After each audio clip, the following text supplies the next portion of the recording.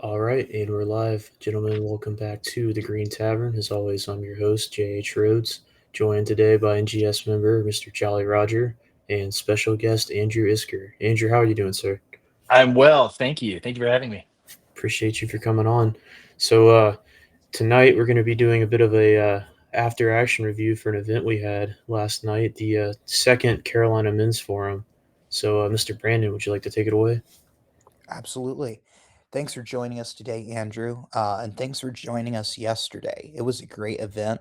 Lots of patriots. It was a great speech that Mhm. you gave. Maybe to start us off, what nicotine are you indulging in right now as you participate in this interview? Well, I mean, shamefully, it is Zen, so don't hold it against me, I thought you were all of going to you. say shamefully you didn't have anything right now, and I was like, we didn't. I was gonna say we got the wrong Andrew Isker. Yeah, that's right. Yeah, it's not Elf tonight. Well, But very good. yeah, sorry. Yeah, well, hey, thanks again for joining us. So you just drove through North Carolina. What did you think? Probably, obviously Tennessee, North Carolina, we have a lot in common. You know, settled in a lot of the same era. But what did you think of Yeah. the country that you saw? Oh, is it's gorgeous. It is beautiful land, and it was. Yeah, the drive didn't really seem that long. Just driving through the Smoky Mountains and seeing the landscape. It was the only rough part for me was when it gets down to two lanes there on Interstate 40 Uh-huh. because of the hurricane. Yeah, that was tough. But going about 30 miles an hour for a long stretch. But no, it was beautiful, man. I mean, even that stretch actually, like the Pigeon River Valley. Although was I still in Tennessee there? I always get confused where the border is, but that's right on the edge. But that stretch there between Eastern Tennessee and Western North Carolina is beautiful. And so yeah, it's I a love it's a it. lovely state. I love that. I love the drive west I-40. I Mm, don't know if you're mm, a Standards enjoyer, but he has, maybe his most popular song, Northwest Passage, and Through the Night Behind the mhm, Wheel, the mileage clicking west. And he's talking about, just remembering the explorers that scoped out this vast mhm, continent. To me, I get that feeling on I-40. So I love the drive. mhm. I'm just trying to sell you on it because you drove all the way out here to join us, and That's all right. obviously we'd like to have you again in the future. So this was our second Carolina Men's Forum. We're planning on doing these about quarterly. How would you describe the event as someone who attended for the first time? And you know, it- how would you describe it to somebody who hasn't been? Oh, yeah, I mean, I didn't quite know, precisely what to expect. I had some idea, but a large crowd. It was a really good sized crowd, and a room full of it was all men. It was all guys, and these men, every single one of them, just absolute patriot. Like all these guys.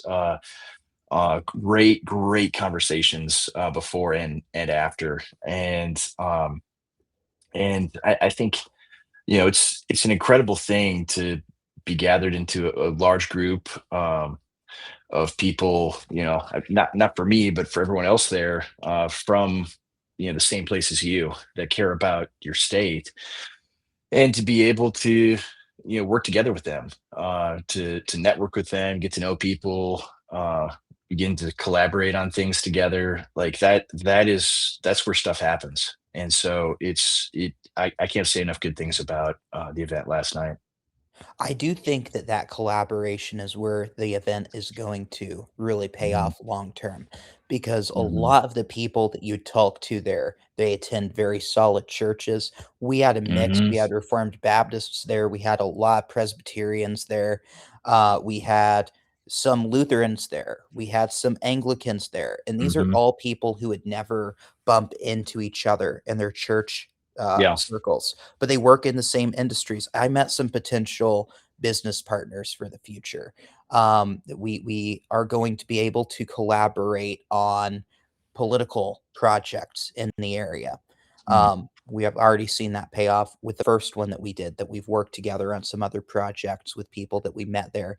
So I think that one of the big things that we can focus on that's really been broken down over the past decades is networking, not just within your church, but in your broader community. And this gets a lot of guys who are highly aligned together in the same room so that we can then mobilize and work together. Yeah, absolutely. Absolutely. It was great just to see that, and it's like, well, whatever words I can give to encourage everybody, that's cool and whatnot. But really the main action, I think, is getting all those guys together and getting introduced to people and getting to know them a little bit and to be able to start doing stuff like real things in the real world. That's the peak value to it for sure. Absolutely. So we'd like to see these types of events replicated all over the place. Yeah. Um, Atlantic to Pacific. So we're talking as a group about how do we get one of these in Eastern North Carolina? How do we get one of these going in Charlotte? So stay tuned. You'll probably, if you're listening, you'll probably be hearing about one of these. If you're somewhere further out in North Carolina from the Raleigh area and you can't make it to the Raleigh event, but you're doing a similar event in April in Franklin, Tennessee. That's right. Yeah. Yeah, it's exciting. Yeah, I think, and the two other speakers were there last night in Raleigh, so that was that was cool. Absolutely. I was talking to them afterward, and I'm like, "Yeah, I'll see you." Some other we couldn't remember when we were going to see each other, and it's like, oh, exactly 30 days. Uh, so So yeah, what that's going to be an awesome event too. Yeah, I'm excited because we're seeing not just Carolina Men's Forum doing this, but a lot of Mhm. other groups in various parts of the country, and it kind of feels almost like the old beer hall type vibe. Yeah, Feels like yeah. you're getting these stump speeches. So we had some hmm candidates join us hmm last night. They were able to give pitches for their campaigns after you had spoken, um, and uh, I think that these can pop up organically everywhere. So hmm if you're talking to someone who's, maybe in Montana or maybe in Florida or Arizona, somewhere where nobody's done this yet that I'm aware of, what advice would you give them? How should they get started? Maybe it's not as hard as you'd think. No, I mean, I think you can start really small, honestly. Like you can do events like these, and if you have 15, 20 people that will get together and show up for this stuff, like just having it and having it going, and then building on that, right? Bringing in, being able to bring in speakers, being able to host different kinds of events. That that's how these things get going. And so, like, yeah, if you have you know a half dozen local friends and they have friends additionally, and so on, you can, through that, whatever even small network you have locally, you can get something like this started. And so, yeah, it's not that hard. I mean, you think back to earlier periods in American history, and not even that far back, right? Like a generation or two ago, you had all sorts of fraternal organizations that men were part of. Whether it was the Lions Club or the Elks Club, or the Rotary, or whatever, and all those things started out just as guys getting together, and then it becomes a more formal thing. I mean, yeah, like Old Glory Club is the same thing, where it's like you can have just groups of guys getting together, having dinner or having a couple drinks, and and it's there that stuff begins to take shape, begins to take place, right? You like the value of in-person, in the flesh stuff, I think is so undersold or so little understood too today. I mean, even like right now we're doing this over the internet, and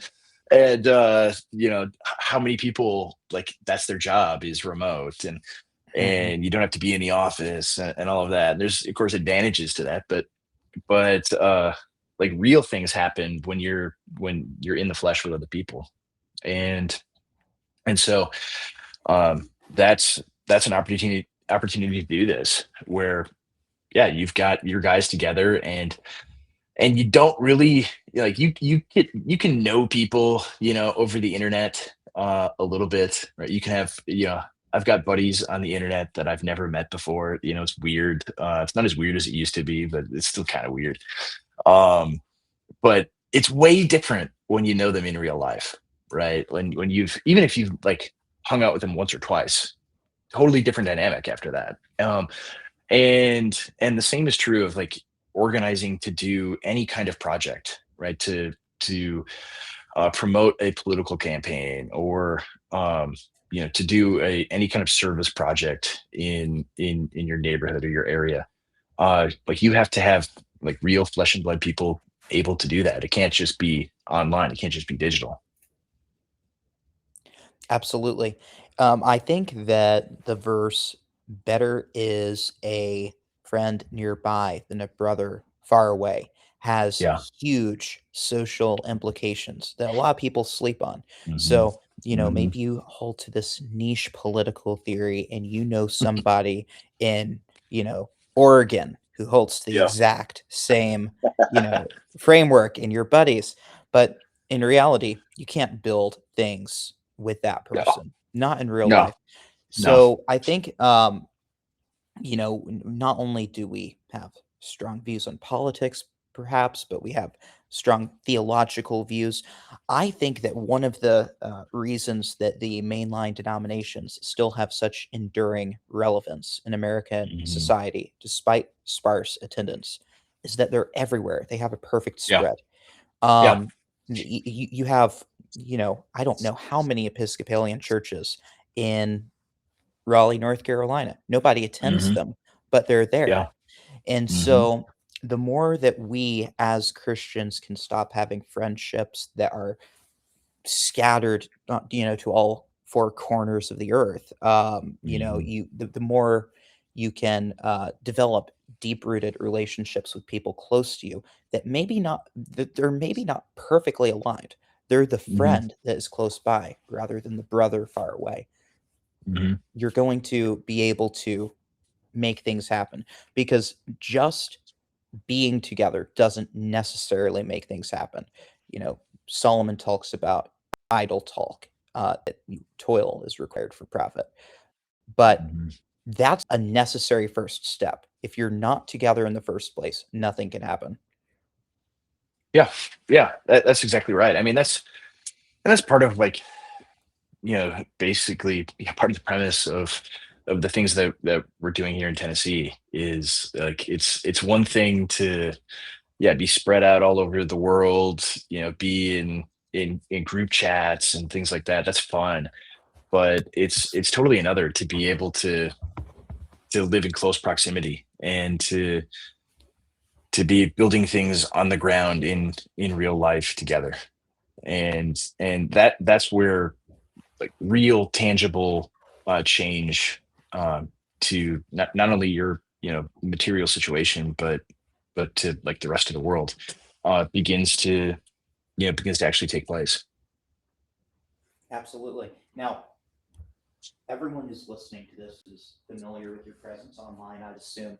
But could you, before we'll get back to the men's forum, but Yeah. could you tell us a little bit about what you're doing in Tennessee? What is the project that you're working on to start to develop these in-person connections and relationships?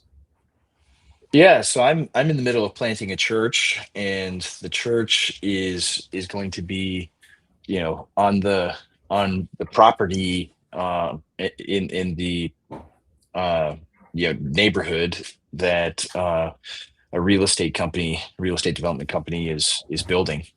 And so people, all over the country are moving here to, live in our neighborhood, and many of them to go to my church, and to, bring bring their families, bring their businesses, and to begin to rebuild normal American life once again, and normal American neighborhoods that I remember having when I was when I was very young. Most people, my age, had something like that, and um, a lot of that is completely gone now, everywhere. And so it's like, well, why don't we just why don't we rebuild that? Why don't we remake that world if we can? And so that's more or less what the Ridge Runner Highland Rim project is. Absolutely. And to a lot of people, catches them by surprise. Somebody's moving to join, this church plant or whatnot. But Mhm, historically speaking, it's very normal that, these people live it's normal to go mhm. to the same church that your neighbors go to, or for Yeah, your kids to go to the same yeah, school that your neighbors' kids go to. Or, yeah, you look in the Midwest, or, much of American society, the people that you're grilling with next door over the weekend are the same people that you're going to see at work on Monday morning. And that really yeah. is how you build those deep communities. That's right. That's exactly right. I mean, that's a thing that I think previous generations definitely took for granted. That was just that is the way everyone always lived.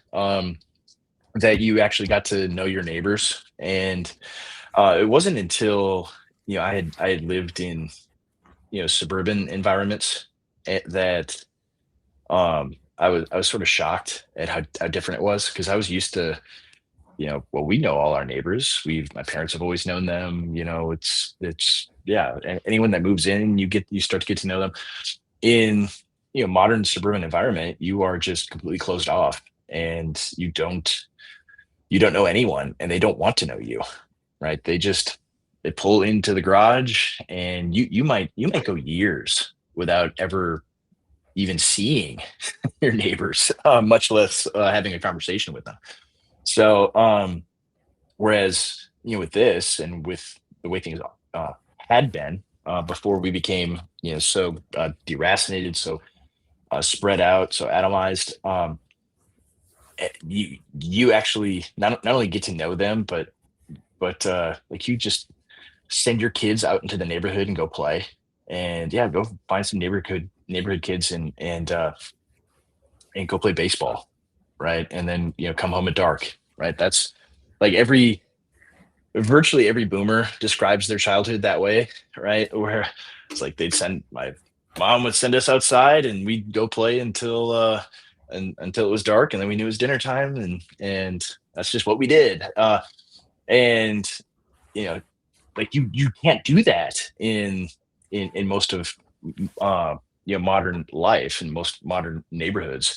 You would be horrified, actually, to like just send your children out into the wild in those places. Like, no, we're not doing that at all. um and so, right, but what if you could live in a place where you could do that, right? Wouldn't that be awesome? And so that's what we're trying to have. Absolutely. So that whole point that you're talking about, these uh, ways that American neighborhoods have been, and American cities have been hollowed out over the past several decades and completely stripped of their identities. That's a good segue into the topic that you were discussing yesterday. What you've seen Yeah. happen to your family's home, Minnesota, where your family had been a very long time. Do you mind tell us a little bit about what you talked about yesterday at the men's forum? Yeah, I won't be able to, regurgitate everything, I don't think, but but yeah, I guess, to give it, in a nutshell, yeah, I mean, Minnesota is, and it still remains this, very high trust place, where everyone More than even the most high trust places elsewhere in the country. Like the South is pretty high trust, generally speaking, most places. But the Upper Midwest and Minnesota in particular just blows it out of the water in that regard. And so the people are very nice, very friendly, and everyone seems to have the impression that, well, everyone else in the world is just like us, of course. Why wouldn't they be? That's just normal, right? That's just being decent and being a good person.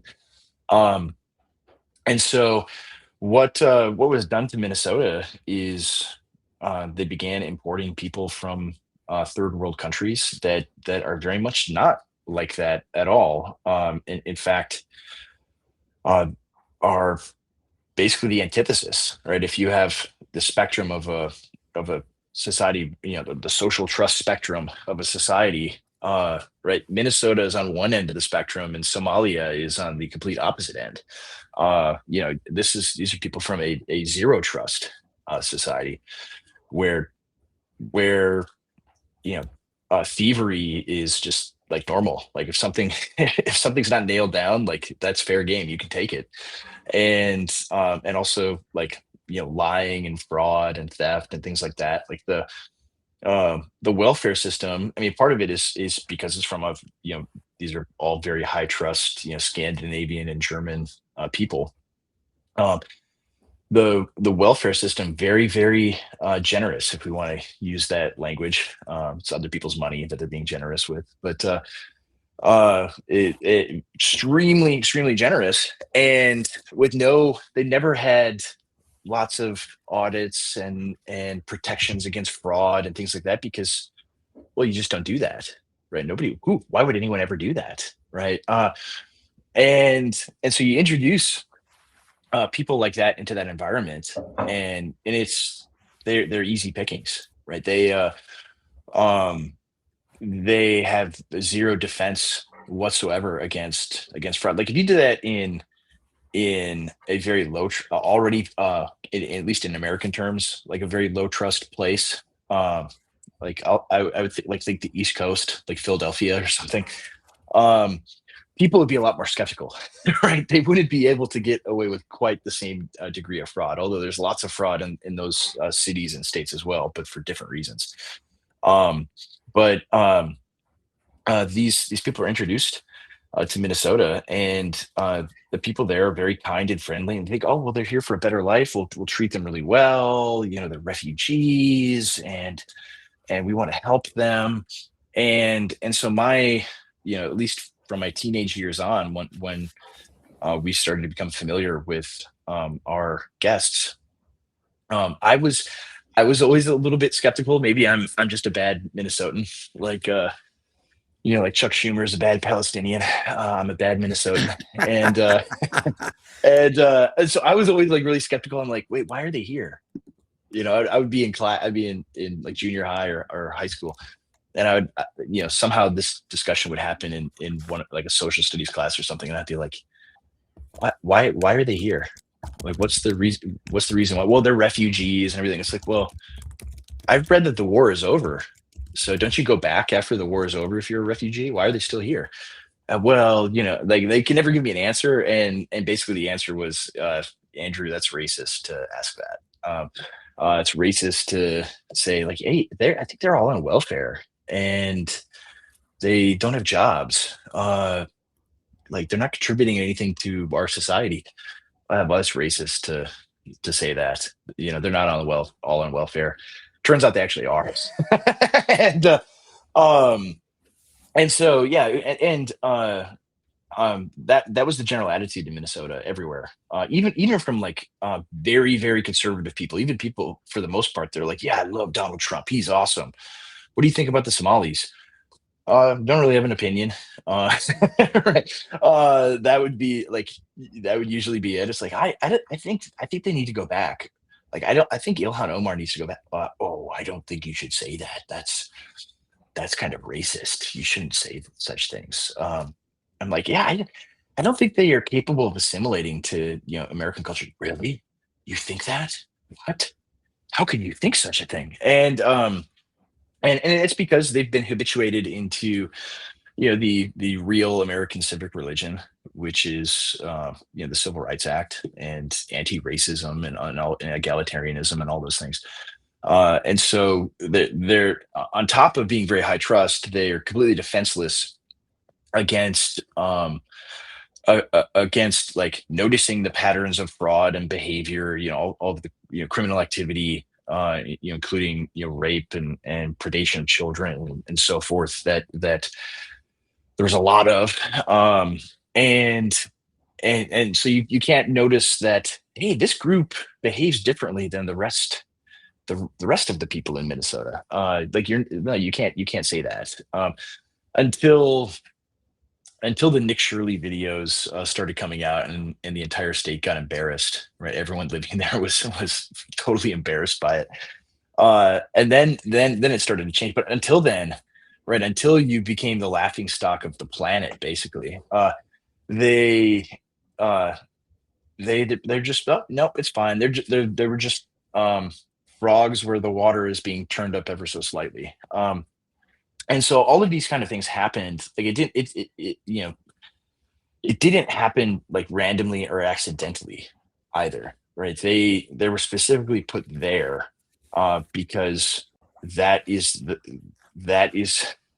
are the people that basically they'll do the most damage to, and they were put there by a very highly refined, highly developed NGO complex. All of the major refugee resettlement NGOs, all of them are based out of the Twin Cities, out of Minneapolis or St. Paul. And so all of these things, and not only just the NGO complex and the funding that they get from Congress, all of this happened because activists did it, right? People were, left-wing people were very, very well organized. They have held, meetings like we held last night and for the Carolina Men's Forum, right? They would hold meetings like that all over the country all the time, and thousands of meetings like that.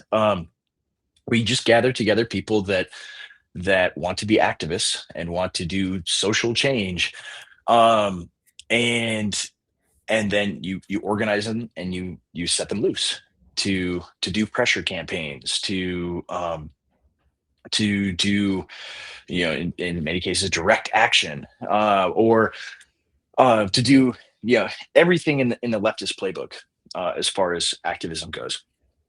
And so, right, that's is where, I mean, and there's this revolving door between the activist NGOs and then groups like Lutheran Social Services or Catholic Charities or the Hebrew Immigrant Aid Society.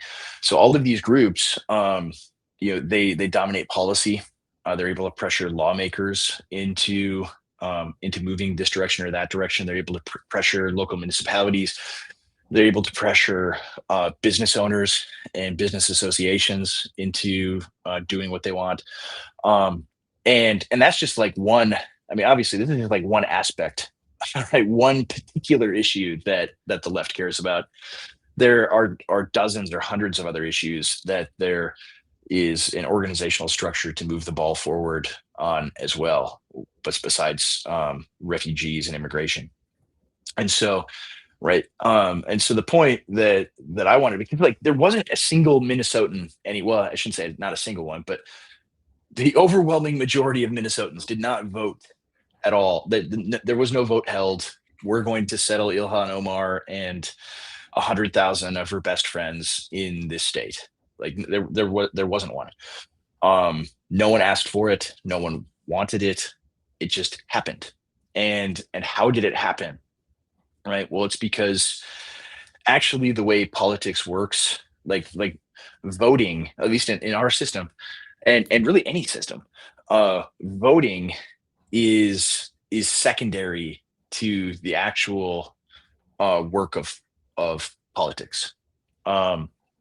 And it's and it becomes obvious, right? The more you look at these things, the more you look at, like for instance, I mean, even right now,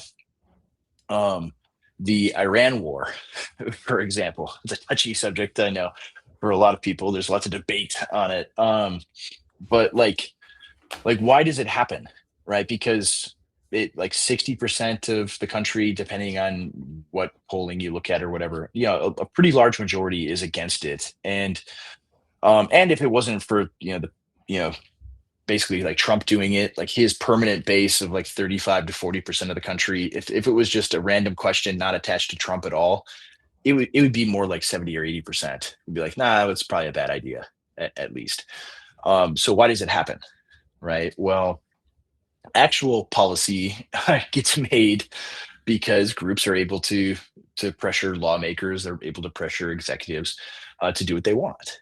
That's how. That you have very, very highly organized groups that have a particular issue that they want accomplished, a particular goal in mind, and they keep pushing for it in everywhere that they can. Right, whether it's United States senators, whether it's local city councils, whatever it is, every level of power, and not just political power, but academic power, economic power, media power, they will push these things everywhere.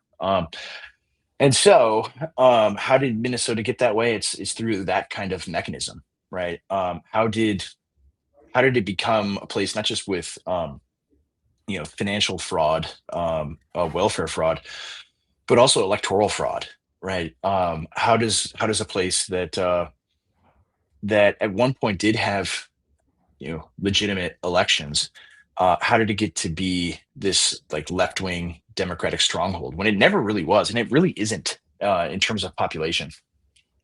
It's because, right, if you gain hold of institutions, then it doesn't matter how people vote, right? If you have the institutions, it doesn't matter how they vote. It matters who counts the votes. It matters who tells people on the TV how to vote. It matters who instructs you when you're in college or in secondary school, how to think about the world and how you vote. Those things matter way, way, way more actually than the actual voting. And so the state was taken over through those means. I mean, it's similar to California. A lot of people think, I mean, you see this in a lot of like the online sphere, and even kind of like your Fox News boomery conservative mind space is, well, why is California the way it is? And everyone will say, well, it's because of immigration. It's because of tens of millions of illegals from Mexico. And it's like, no, actually, like that's the lagging indicator of, because California was like the red state in America, you know, uh, 40 or 50 years ago, like the place to be. And now it is the opposite of that, right? And how does this happen? It happens because all of the most important institutions, including who counts the votes and how the elections are run, began to be taken over.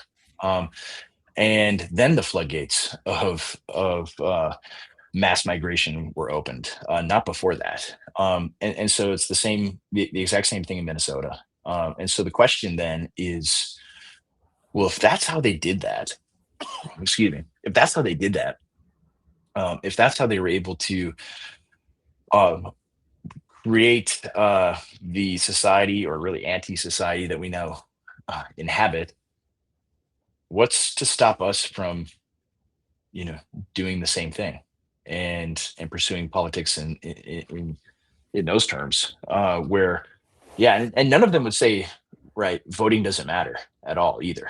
Not a single one of them would say stop voting, right? They're not going to be going on a live stream and saying vote, actually go vote for the other party, and teach them a lesson, right? They don't say those things at all, ever, right? Even though like their far left wing will be upset that like the nomination is taken for Bernie, but what did they end up doing? Like they still vote for their party. And so but they understand like the real politics, the real change is institutional control and wielding the power of those institutions. And it's like, well, we should be doing the same thing, right? We should have institutions of our own. We should recognize our institutions. I mean, it's like it's like conquest laws too. You know, any institution that is not consciously right wing will eventually become left wing. Right. Well, then, and I think that's generally true. Well, then it's time to start making the institutions that we have that are still accessible to us, making them overtly right wing, so they don't become left wing. I mean, just look at the Boy Scouts, for example. I don't know if you guys were in the Boy Scouts. I was. I was like 2 merit badges short and an Eagle Scout project short of being an Eagle Scout. So I was in it like the whole time. And the Boy Scout, it was awesome. I loved it. It was incredible. It was great for young men. But look at what's happened to it now. It was overtaken by the left, right? The gay rights movement got in there and made their singular issue. We want to have gay men leading boys into the woods, right? We really want that for some reason. I don't really know why. You can maybe do the math. We want gay men to be out there with little boys in the woods, and they finally got it. And then after that, we want the Boy Scouts to actually be the Boy and Girl Scouts. So we're gonna have girls there too.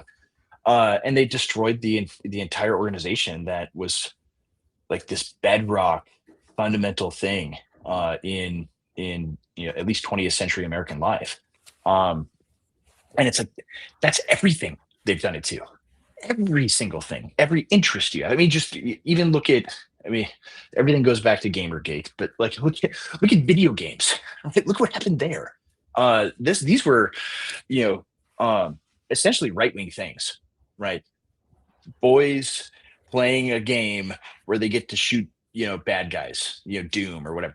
Like that's about as right wing as it gets, right? And they target it and they take it over and they hollow it out and they wear it as a skin suit, and they do it with everything. They do it with churches. That's something last night William Wolf talked about a lot with evangelicalism as a whole, but in particular, his domain is the Southern Baptist Convention. That's something that's happened there. I see that in all these smaller denominations in the Reformed world, that they hollow it out, they target it, they say, we want this is something that's important, and we want to take it over, and we want it to serve our priorities. And so the only way to stop it is not to be like, oh no, we're not going to let you do that. It's no, you have to run it, and it has to serve right-wing priorities instead of left-wing ones, right? There's not it can't be this like neutral space. And I think that's how a big reason why they're able to take over so many things is, especially the second half of the 20th century, everyone viewed institutions as essentially neutral. And so only one side is playing the game. That's right. And they would continue operating within that paradigm of neutrality, where it's like, oh well, no, we're not trying to politicize anything. It's anyone who objects to me pushing left-wing things. That guy's being a little bit political, don't you think? I think this is not really the place for politics. Anyway, as I was saying, we should let gay people do this stuff. That's that's what they did. That's what they did for 50 or 60 years is lean into the neutrality of the institution and then take it over. And so the change that has to occur today is pointing out that this is what's happened. This is what has been done, and we can't let it happen anymore. Right? We have to control the things that we can and not let them be invaded, not let them be taken over. And so yeah, that's kind of the gist of it. I probably spoke just as long now as I did last night, and only covered a little bit of the ground, but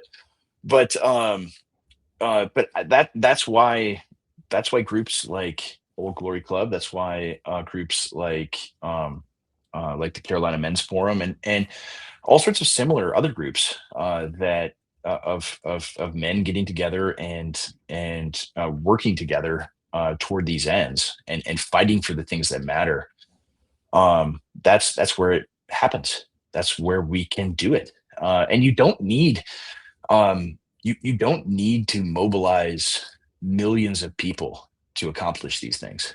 You don't, right? You need a small, totally committed vanguard that is willing to do the work of all this stuff. And that's what moves. That's what moves politics, that moves culture, that moves society, is people actually doing things. Not just talking about it on the internet. Like, you find the people to go do the things by talking about it on the internet, but you actually do them in real life. And I think that's one of the things that people who are more ideologically driven irks them a little bit. They're like, all of these firms and aren't engaged. Everyone should be as passionate about, or should be as passionate as I am of things. And the fact of the matter is, that's not how the world works. The world has a lot of people, very few movers and shakers. God in his providence gave us just enough chiefs for the number of Indians that we have. That's right. And so that means that if you're willing to network, organize, and work, put in the sweat equity, you can make an outsized impact in your community and your state and in your country as we do this collectively. It's remarkable if you just get out and go to a GOP meeting. You're going to start finding out, okay, so I go to this meeting. It's every other Tuesday night, maybe in my community. There are 15 people here, and like 2 of them are, one of them's my state rep and the other's my state senator. That's right. Yeah. Like, I thought these people were hard to get in touch with. Now I can ask them to get breakfast with me at Hardee's. And you know what? They're probably going to say yes. So does Hardee's have a good breakfast? Belongs to the people who will take initiative. Yeah, man. I agree. I mean, that's the thing. Like, it's really easy to get dismayed when you're, in meat space and talking to normies, and like, because like they don't care about the things that you care about. Like, they lead normal lives. They're not on the internet all day. They're not reading the things that you are. They're not like politically conscious to anywhere near the same degree you are. And like, you have to be okay with that. You have to be like, yeah, it's fine. Yeah. I mean, it used to bug me. Like, most of my friends right now in Minnesota, like, at this very moment, the thing that they're most concerned about in the world is, are the Minnesota Vikings going to sign Kyler Murray or not? Right? Is that going to happen? Like that? Like, they're sitting on the edge. They're monitoring the situation, right? Scrolling. Look, is it happening? Is it happening? Are they going to do it? Like, they do not care about anything like real happening in the world. And it's like, yeah, that's the way people are. Like, they just want to grill, man. Like, they don't want to be involved in politics. They don't want to change the culture. Like, they're not interested in those things at all until stuff personally affects them. I mean, that's the like Reddit line, right? Like, how does this personally affect you? And that's why they use that line, because that keeps most people just inactive. It's like, I guess it doesn't really, so I don't really care. So don't be pacified by online controversies like some people are, pacified by sports. We've all seen the meme that's like, hey man, you catch the game last night? My favorite was the inversion of the meme, and it's like, hey man, did you catch that war between these niche internet micro celebrities last night? And sometimes that's what we can be like. So yeah, that's why, like, man, I don't even care when like I will get attacked by a an internet celebrity, and I don't even respond, because it's like so much of it also is like, people do that because that gets attention. Like, controversy gets you attention, and everything's an attention economy. And so the more fights you can start, the more attention you're gonna get. And it's like, man, I'm way more interested in doing real stuff than I am. And it's like, online's great. I love talking about things online. We all like to give our opinion about what is going on. But at the end of the day, the things that matter are right around you and right in front of you. And you actually can do way more in real life than you ever thought, possible. And so, like, yeah, that was like, for me, one of the like, I went there to be encouraged just like everybody else. And I felt bad because William was like, Andrew's blackbilling me. And it's like, I don't do that to anybody. What are you talking about, William? I'm trying to encourage all of you. But it's a blackbilling subject to talk about Minnesota, so I set myself up for that, I guess. It is, but that's where you could have said, "Hey, I'm Andrew. CJ didn't make it." And he's Yeah. like, "Well, like if he, you're like, you shouldn't get them confused. I'm the one who talks." That's right, man. Exactly. So yeah, I mean, I think I think those kind of things are, yeah, it is, yeah, that one of the speakers, he mentioned, like, yeah, if you're, because a lot of the time, and this was the way it was when I was like in my 20s, in college and just out of college, it's like, well, I can't really do that much, right? I'm not wealthy, right? I don't have, a big successful career making a lot of money to contribute to candidates or whatever. I don't have this broad, extensive network of important people that I can call and talk to. Um, and so it's like, well, what can I do? And actually, like, um my chief and most valuable thing I had there was just like free time to do whatever. And filling that free time with things like this, volunteering for things, participating in organizations, going to meetings, uh, being involved in political campaigns and knocking on doors and handing out signs, whatever is needed, right? Like, you really do need warm bodies. And that was the value, I brought at that point. And then as you get older, you're able to do more in different things. And so there is so much stuff that can be done. It's with wherever God has placed you, and wherever you're at, in whatever season of life you're in.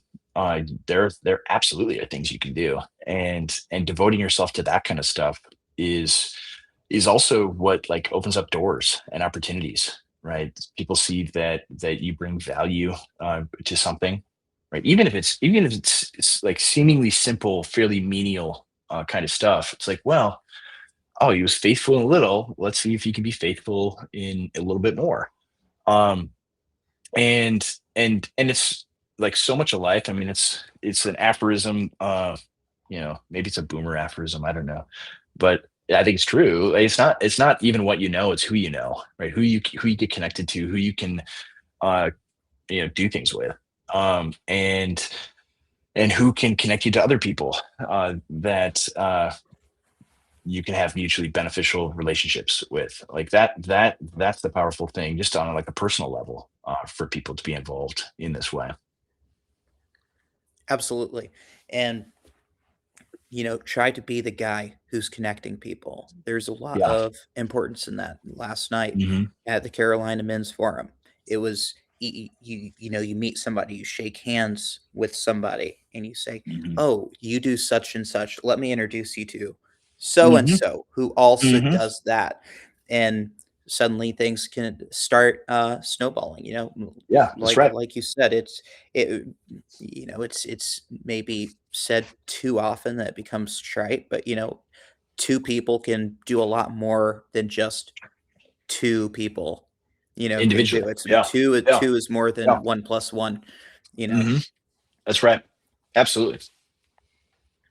Well, so what are some of the takeaways that you'd like someone to have? We've discussed several of these things. Get involved locally. Yeah. The whole proximity to patriots principle.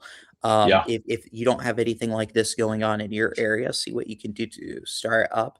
It's not too hard. What are some other practical things that you'd suggest that Um, um, people be investing their time in over the coming years? We still have yeah. several years before 2028. We don't know what happens then, but right now, the Trump administration, whether or not you agree with the action in Iran or any of these very, maybe deportations aren't going hard enough. Mhm. The full force of the federal government is not laser focused on us right now. That's right. And That's so right. that's a great opportunity zone for building. So what should people be doing on that front? Yeah, I mean, I think at a minimum, right, we've been given, now like 2.5 more years of a respite, at a minimum. And so that, yeah, like you said, this is the time to build and to do things. I mean, I think some of it too is not just not just organizing and getting involved in groups like this and being connected to like-minded people that have the same that have that are ideologically committed to the same vision as you. But it's also important to be active in your local community. There still are like civic clubs and organizations to be involved in. There even like things like being involved in any kind of local organization. I'm trying to think of example. Like one of my favorites was always to be involved in like the American Legion. I think that's a great one. There's definitely some overlap there as well.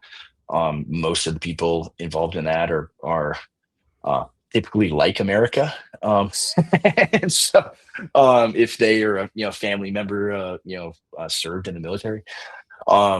And so I've loved being involved in that organization quite a lot. And like all of them, like anywhere else, a lot of these civic organizations and local community groups are are dying, right? They were dominated by boomers. Boomers are dying off, and the next generations never really either never got involved, but also were never given any responsibilities. And it just kind of dried up. And so they are hurting for just warm bodies, for people to do stuff.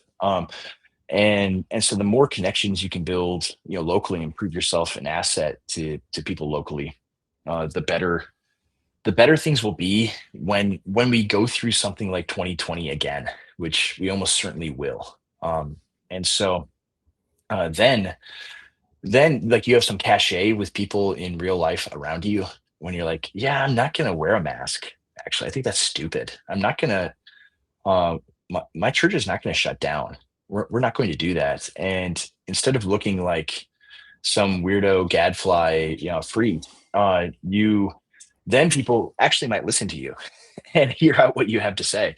If you have, if you begin to have some roots in your local community, and so obviously church extremely important, to be involved in your local congregation, but even beyond that, I mean, it serves that purpose too, that if you're involved locally, in as much spare time as you can give to do things, then that pays massive dividends in ways you won't always anticipate either, right? You have people all around you that you can help out, especially with your time. And so, yeah, I mean, being involved in those ways, yeah, county GOP, absolutely. If you can be, and like, don't try to take it over, just participate, right? Just be an asset to them, right? Like the worst thing you could do is like be threatening to the old guard that is there. Like they the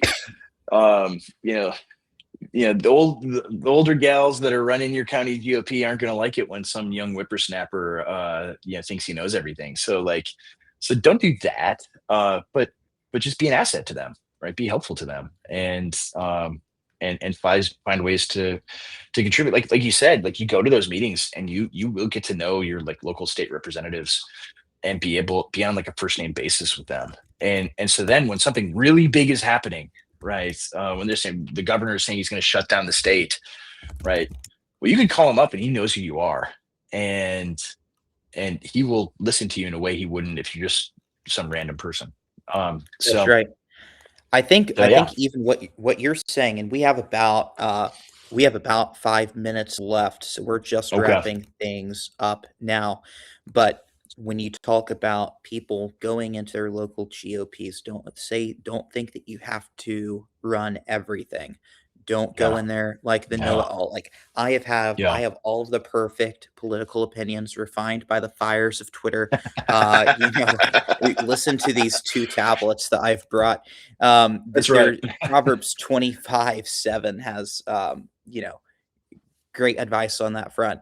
For it's better that it be said to you, "Come up here," than that you be placed lower in the presence of the Yeah, prince whom your eyes have seen. yeah, And so that's an important thing to keep in mind.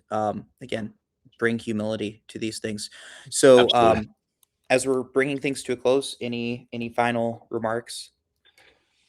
Yeah, I mean, if you are in anywhere in North Carolina, once they announce the next one, try to attend, try to go to that, and then see, especially if you're far away from either Raleigh or I don't know if you said it's going to be in Charlotte. It's probably all of them have been in Raleigh so far, right? Both of them. So far, but we'll be launching one in Charlotte and somewhere on the Yeah, East Coast. Um, yeah, and so that's currently in conversation. yeah, try to make it. Try to make it to those, and then see if you can replicate it or something like it in your, if you're in a small town or you're in a suburb. Uh, See if you can make something like that happen where you are as well. The ball's Well, in our court. absolutely. Well, again, Andrew, thank you for joining us yesterday. It was great to have you with the Carolina Men's Forum. And thanks for joining us for this podcast this evening. It was great speaking with you, and we look forward to doing it in the future. Awesome. Thank you, gentlemen. Hey, God bless.